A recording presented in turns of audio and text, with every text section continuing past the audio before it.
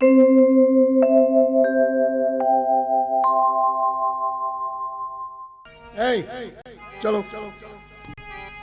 पति पत्नी उठ के खड़े हो गए। नारी समेत गमन बन की ना श्री राम जय राम। हरि तीरथ पर कहां चले, क्या निर्णय हुआ? तीरथ पर नैमिष विख्याता, अति पुनीत साधक सिद्धि दाता श्री राम। तीर्थ पर, तीर्थों में श्रेष्ठ, अति पुनीत। देखिए विश्लेषण देखिएगा, तीर्थ तो पवित्र होते ही हैं, लेकिन ये बहुत ज्यादा पवित्र है। अति पुनीत साधक सिद्धि दाता, साधकों को सिद्धि तत्क्षण देने वाला। अगर इस धरती पर कोई तीर्थ है तो वो है नैमिष्य। हमारे भारतवर्ष में खेती होती है ना, खेती। कोई ऐसे देश है जहां गेहूं खूब होता है, चावल नहीं होता। कहीं चावल और गेहूं दोनों ही होता है, कहीं बाजरा होता है, कहीं ज्वार होता है। ये क्षेत्र है अलग अलग। कहीं कपास होता है, कहीं दही होता। अच्छा बताओ, संतरा सबसे बढ़िया कहां का होता है? जोर से बोलो। नाग। और सेव हिमाचल, कश्मीर। और गन्ना सोचते रहना, कल बता देना। और बढ़िया आम कहाँ के होते? कहीं आम होता है, कहीं सेव होता है, कहीं गेहूं उपजता है। इसी तरह से भारतवर्ष में भी ये जितने तीर्थ है ना, वहां खेती होती है। जानते हैं कुरुक्षेत्र एक ऐसा जगह है जहां धर्म की खेती होती है, धर्म उपजता है। उस क्षेत्र का नाम, क्षेत्र का मतलब जगह, धर्म क्षेत्रे कुरुक्षेत्रे संवेताज उत्सव। ये पहला श्लोक है। इस धर्म क्षेत्र को युद्ध के लिए क्यों चुना गया? लेकिन अर्थिंग पावर, उस धरती का पावर मिलेगा। जो धर्मशील होगा, धर्मवान होगा, उसका बल बढ़ जाएगा। अधर्मी है वो क्षीण हो जाएगा। तो कुरुक्षेत्र में धर्म की खेती होती है, धर्म उपजता है। और काशी में जानते हो क्या होता है? मुक्ति की खेती। कैसा भी पापी से पापी मर जाए, काशी मरत परम पदलाही, मुक्ति जन्म मई जान, ज्ञानी खान अगहान कर, जहां बस शंभु भवानी, सो काशी से ये कसना, सो काशी से ये कसना। काशी में मुक्ति की खेती होती है। तीर्थों के राजा प्रयाग, वहां मनोकामना की खेती होती है। इसी तरह से सिद्धि की खेती नैमिषारण्य में होता है। ये जब ये मंत्र मुझे बचपन में मिला, मैंने सन्यास जब लिया, तीसरी क्लास में पढ़ते थे, सन्यास मिल गया। और गुरु जी ने मुझको विरासत में मठ के बदले में वैभव के जगह पर उन्होंने रामायण की एक गुटका 1.5 आने की आती थी उस वक्त। रामायण का गुटका पकड़ा दिया, बोले यही मेरी संपत्ति है। अवध के थे वो भी। कौनौ जन्म अवध बस जोई, अवध प्रभाव जान पैसोई। अयोध्या के नजदीक के थे। तो उन्होंने कहा कि बेटा ये रामायण है, इससे मैंने बहुत कुछ पाया है, तुम्हारी भी संपत्ति यही है, यही है मेरे पास, और कुछ नहीं। आश्रम कहाँ था उनका? उत्तर काशी के पास ऊपर पहाड़ी में 3 पत्थरों का एक गुफा था। एक पत्थर इधर, एक बीच में थोड़ी खुली जगह। बोले कि वहां चलना है तो वहां चलो। वहां तो ना खेत है, ना गांव है, ना दूध है, ना गुजर है, कुछ नहीं है, अलग है। और समाज का काम बेटा हिमालय में बैठकर नहीं हो सकता।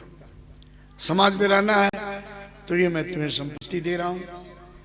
और जब मैंने रामायण का पाठ शुरू किया तो मेरे दिमाग से कई बार ये निकला, तीरथ बर में मिस विख्याता अति पुनीत साधक सिद्धिदाता, अति पुनीत साधक सिद्धिदाता। ये मन में घुसती रही बात। जब मैं 10वें वर्ष में पहुंचा, करीब 1.5 साल हो गया तो साधु बने, तो मैंने कहा कि गुरुजी आपका आज्ञा हो, आदेश हो तो कुछ दिन मैं नैमिषारण्य में रहूं। नैमिषारण्य में एक चक्र कुंड है, चक्र कुंड, कभी आप गए हो जाइएगा। और उस चक्र कुंड के पूरब भाग में एक बड़ा भारी बरगद का पेड़, अब वो टूट गया, अभी फिर हो गया, कभी देखेंगे। चौतरा था और वो बरगद का पेड़ था। श्री राम जय राम। ये जगह जब मैंने देखा, कहा ये बढ़िया जगह है।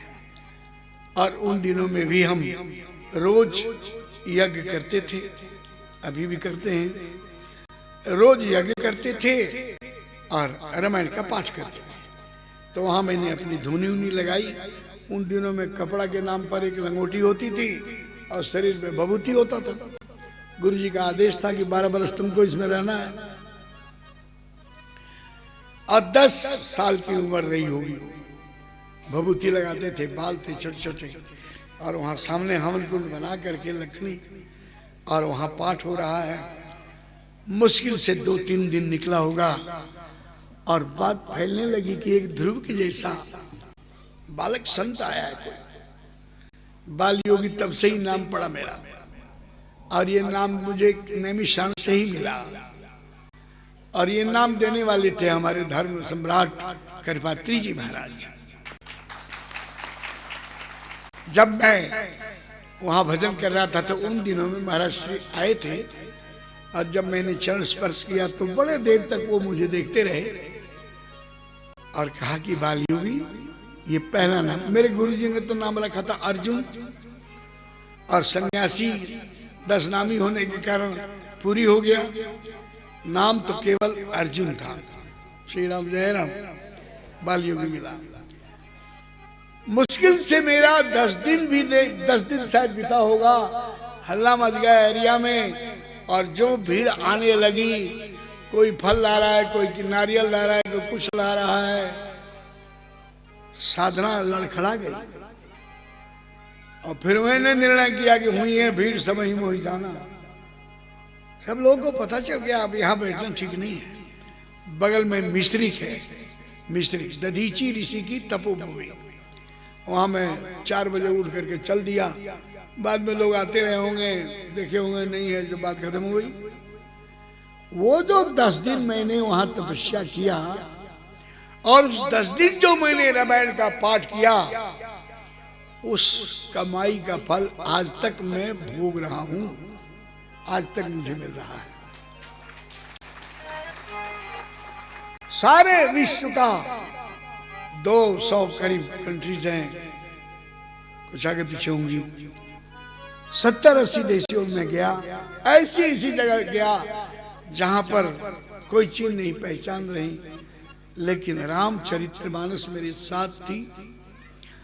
गए तो कोई नहीं, और जब चलने लगे तो सैकड़ों ने, हजारों ने मुझे विदाई दी। ऐसे कई देश निकले, और उस खूबी मेरी अपनी नहीं थी। रामचरितमानस सतपंच चौपाई मनोहर जान जो नर उर्धरे, दारुण अविद्या पंच जनित विकार श्री रघुवर है।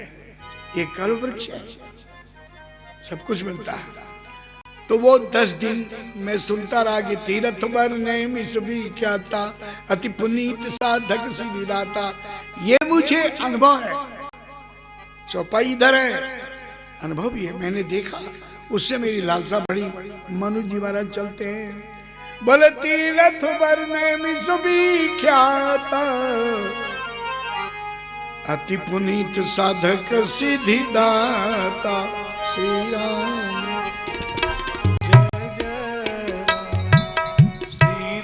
सुनिए,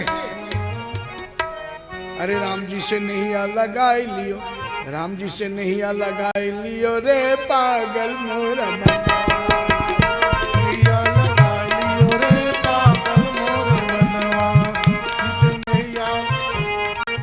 आप चाहते कि आपका लग जाए, बाबा मनु जा रहे हैं साथ लग जाओ। राम जी से नहीं लगाए